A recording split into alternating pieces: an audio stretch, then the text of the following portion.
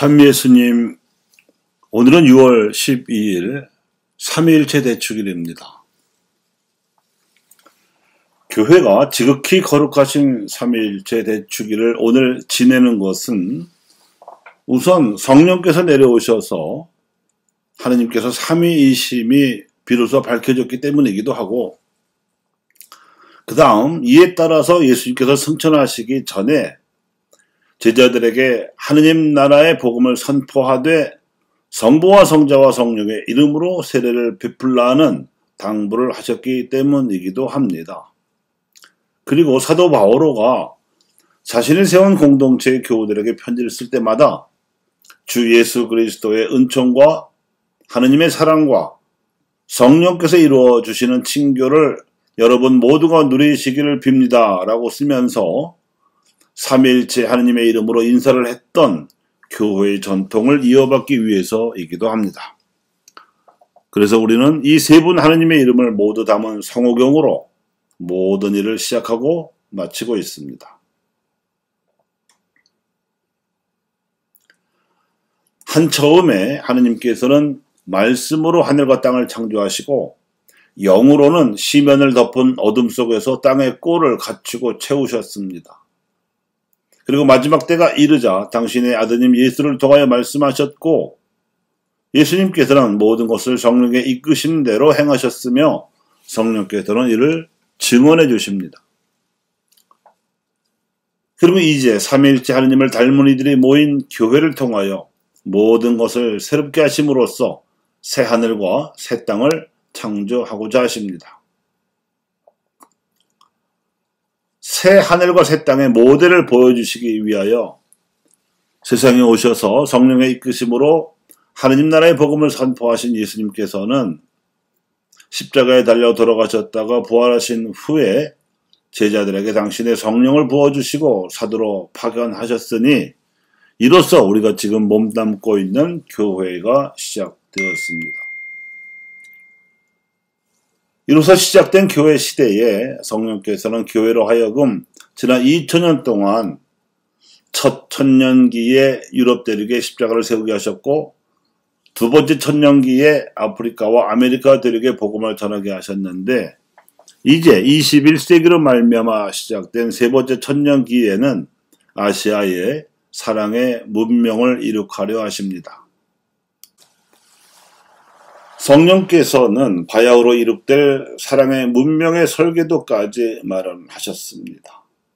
현대의 성령 강림 사건으로 불리우는 제2차 바티칸 공의회는 교회가 지난 2000년의 선교 역사를 돌아보며 제3000년기의 선교 계획을 세운 설계도를 그렸으니 그것이 4헌장과 9개 교령, 그리고 3개 선언문, 그리고 개방 메시지와 폐망 메시지 등 두 메시지로 이루어진 공회의 문헌입니다. 그리고 그 후속 작업으로 주제별 주교 시노드가 5년마다 수차례 열린 끝에 대륙별로도 주교 시노드가 열렸고, 맨 마지막에 아시아 주교 시노드가 열린 결과 아시아의 그리스도인들에게는 문헌 아시아 교회가 발표되었습니다. 공회 소집 이후 지금까지 거의 반세기에 걸쳐서 성령께서 현대의 교회를 이끌고 계신 셈입니다. 여기에 담긴 삼위일체 하느님의 메시지는 이것입니다. 다양성 안에 일치. 하느님 나라를 목표로 한 사랑의 문명에서도 성부와 성자와 성령께서 삼위로서 각각 역할을 달리하시면서도 한 분이신 삼위일체 도리가 문명의 원형입니다. 그러자면 세상 사람들의 사정 안에서도 세상의 본질인 하느님 나라에 대해서는 반드시 일치해야 하고, 이를 이루기 위해서 매우 다양할 수밖에 없는 조건에 대해서는 자유와 관용과 인내로 받아들여 주어야 하며, 그 어떤 경우에라도 사랑을 견지하라는 것이 이 다양성 안의 일치 원칙입니다. 공의회에서 이 원칙을 진리로 제시했다는 것은 더 이상 선교활동에 있어서 과거의 제국주의적이고 정복적인 선교활동은 이제 하지 않겠다는 선언입니다. 실제로 1974년에 선교를 주제로 열린 주교 신호대의 결의문을 바탕삼아 발표된 바오로 6세의 교황 권고 현대의 복음 선교에서는 더 이상 유럽 교회의 모델을 타 대륙에 옮겨 심는 부식적 선교를 그만두고 복음적 가치를 실현하여 세상을 하느님 나라로 나아가게 하는 예수의 선교를 지향해야 한다고 선언한 바 있습니다.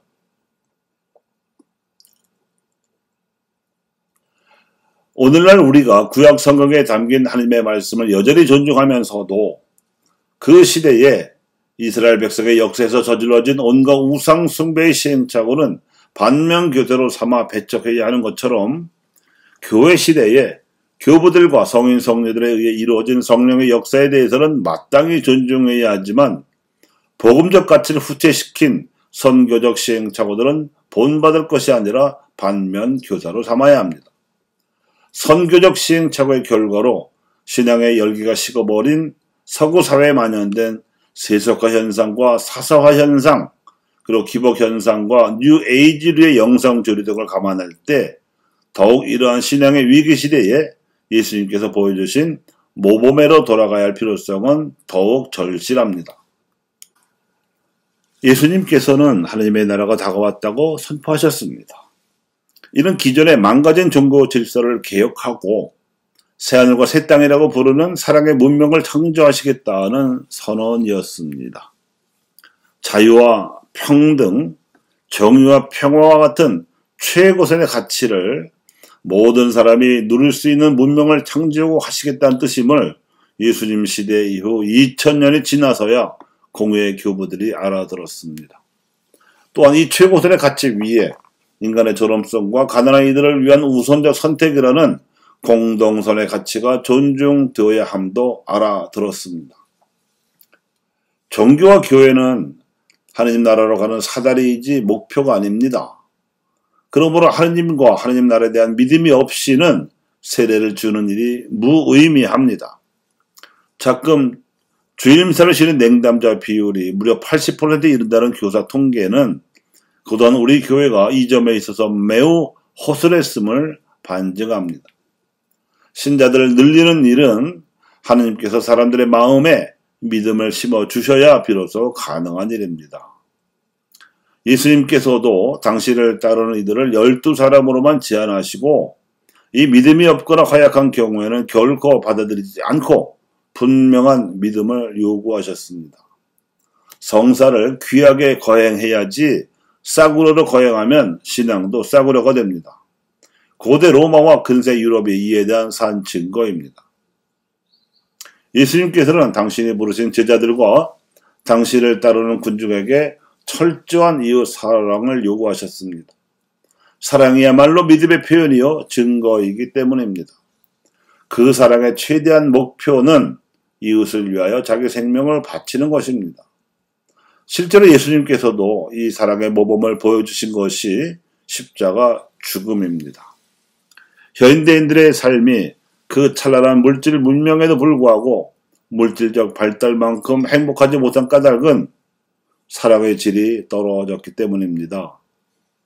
예수님께서는 사랑의 질을 높여서 참된 사랑을 행하라고 가르치셨습니다. 선교란 예수님께서 보여주시고 또 가르치신 이 참된 사랑을 증거하는 일입니다. 이 사랑이 있어야 다양한 조건 가운데에서도 사람들이 일치하는 기적이 일어날 수 있습니다. 20세기 후반에 비그리스도교 문화권에서 이러한 사랑을 증거한 두 사람이 사랑의 문명이 이룩하는 데에 훌륭한 선행 지표가 되어주고 있습니다.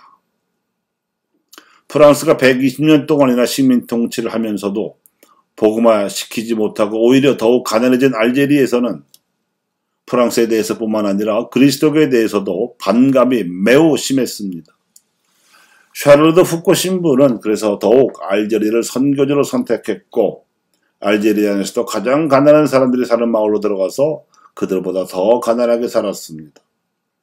그가 한 행동은 자신의 말로가 아니라 삶으로 사람들로 하여금 예수님을 알아보게 하려던 것뿐이었고, 그래서 마리아께서 천사의 전가를 받고 나서 이제 막 잉태한 처지로 엘리사벳을 방문하셨던 그 신비를 일생 동안 묵상하였습니다.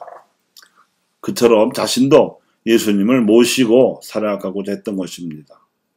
복음적 가치를 살지도 않으면서 말로나 글로 예수님을 알리려던 기성교회의 선교 방식에 대해 그는 무언에 저항을 했던 셈입니다.